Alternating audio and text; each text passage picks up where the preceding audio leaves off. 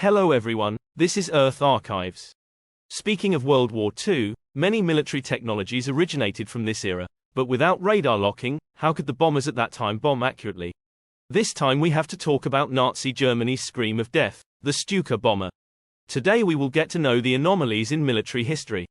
Before the show starts, please subscribe, share, and turn on the little bell. This will help us grow faster. Without further ado, the show begins. The unmistakable howl of the Stuka dive bomber has haunted the memories of World War II veterans and historians alike. These fearsome aircraft, formerly known as the Junkers Ju-87, symbolized the terror and precision of the Blitzkrieg. With their iconic wailing sirens and devastating dive bombing capabilities, the Stukas played a pivotal role in the early successes of Nazi Germany. However, their eventual decline and withdrawal from the battlefield tell a fascinating tale of technological evolution, strategic missteps, and the relentless tide of war. The birth of a fearsome machine. In the years leading up to World War II, the Luftwaffe sought to create an aircraft that could deliver bombs with pinpoint accuracy. Enter the Junkers Ju-87, or Stuka, short for Sturzkampfflugzeug, meaning dive bomber in German. Designed by Hermann Pohlmann, the Stuka was intended to be a precision weapon, capable of hitting specific targets with minimal collateral damage. The aircraft featured inverted gull wings, a fixed undercarriage, and a distinctive bent wing design, which gave it a unique silhouette in the sky. One of the most infamous features of the Stuka was the Jericho trumpeter, or Jericho trumpet, a siren attached to the aircraft's landing gear. When the Stuka entered a dive, the siren emitted a terrifying wail, designed to demoralize enemy troops and civilians on the ground. This psychological warfare aspect made the Stuka not only a physical threat but also a symbol of impending doom. Blitzkrieg, the Stuka's heyday. The Stuka first saw combat during the Spanish Civil War, 1936-1939, where it demonstrated its effectiveness in supporting ground troops and disrupting enemy formations. However, it was during the early years of World War II that the Stuka truly came into its own. The German Blitzkrieg, or Lightning War, relied heavily on the coordination of air and ground forces to achieve rapid, overwhelming victories. In the invasions of Poland, 1939, Norway, 1940, and France, 1940, Stukas were at the forefront of the Luftwaffe's strategy. Their ability to destroy bridges, railways, and fortifications with surgical precision allowed German forces to advance quickly and with minimal resistance. The Stuka's dive bombing technique involved a steep, almost vertical descent, releasing its bombs at the last possible moment before pulling up sharply to avoid the explosion. This method ensured that bombs hit their targets with devastating accuracy. The fall of France in particular showcased the Stuka's capabilities. In the Battle of Sedan, Stukas played a crucial role in breaking through the heavily fortified French defenses along the Meuse River. By destroying key bridges and artillery positions, they paved the way for German ground forces to encircle and defeat the French army. The Battle of Britain, a turning point. The Battle of Britain, 1940, marked a significant turning point for the Stuka and the Luftwaffe as a whole. The Luftwaffe's initial strategy involved targeting British airfields and radar stations to gain air superiority. Stukas were deployed in large numbers, but they quickly encountered a formidable adversary in the Royal Air Force, RAF. The Stuka's design, optimized for dive bombing, made it slow and vulnerable to the faster, more maneuverable British fighters like the Supermarine Spitfire and the Hawker Hurricane.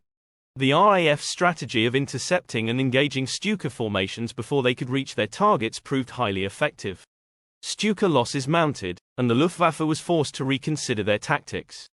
The high casualty rate of Stuka pilots and the loss of many aircraft led to a shift in strategy.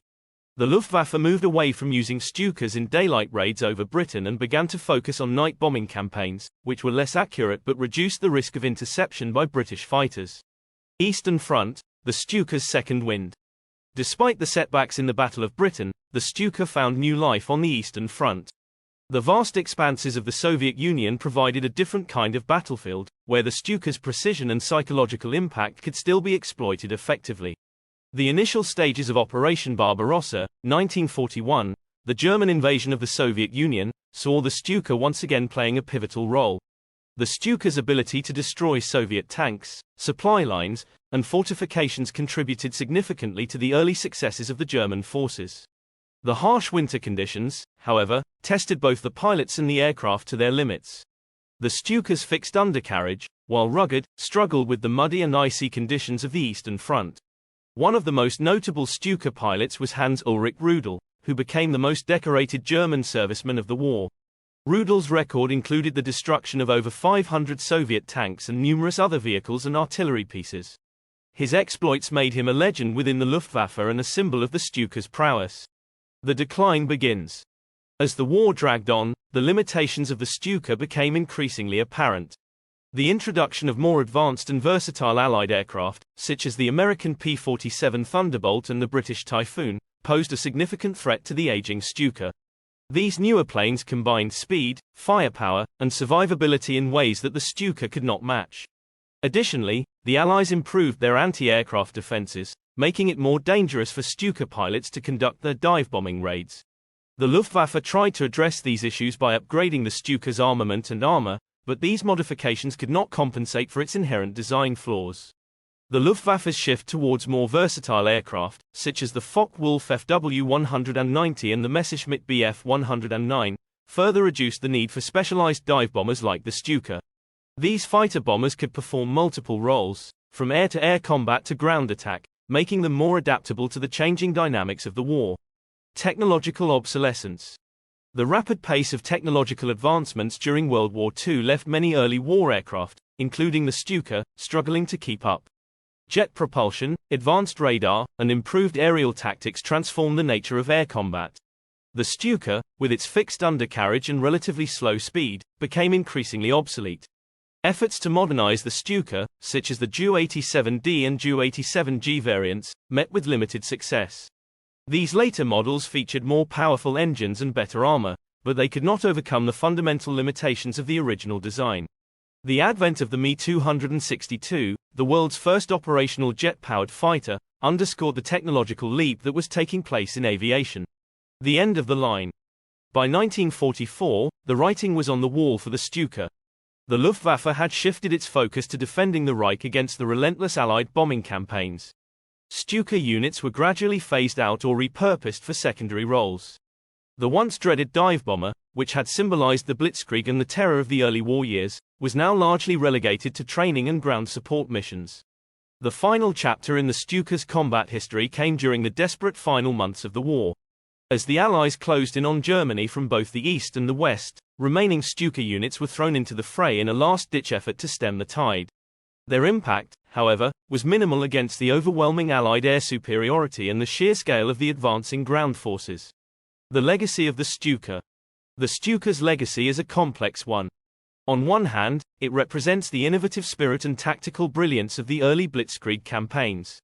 Its design and operational use during the initial years of World War II showcased the effectiveness of coordinated air-ground warfare and the psychological impact of aerial terror.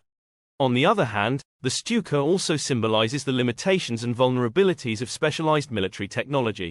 Its decline and eventual obsolescence highlight the importance of adaptability and the relentless pace of technological change in warfare.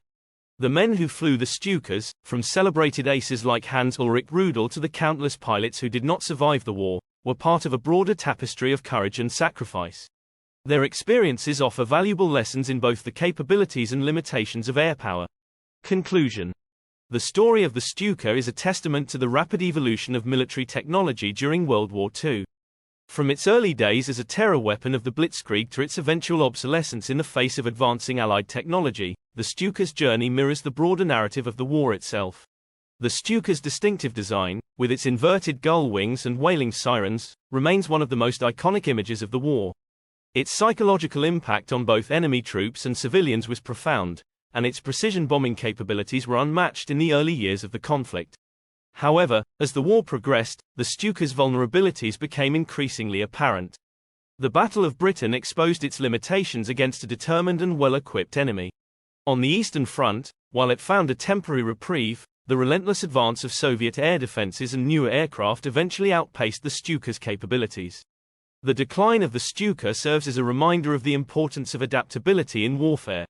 The Luftwaffe's shift towards more versatile aircraft reflected a broader understanding that specialized designs, while effective in certain contexts, could not match the flexibility and resilience required in a prolonged and multifaceted conflict. In the end, the Stuka's legacy is one of both triumph and tragedy. It remains a symbol of the early successes of the Blitzkrieg, a testament to the power of precision and psychological warfare. Yet, it also stands as a cautionary tale of the perils of over-reliance on a single weapon system and the inevitability of technological obsolescence. As we reflect on the history of the Stuka, we are reminded of the broader lessons of World War II. The war was a crucible of innovation, where new technologies and tactics were tested under the most extreme conditions.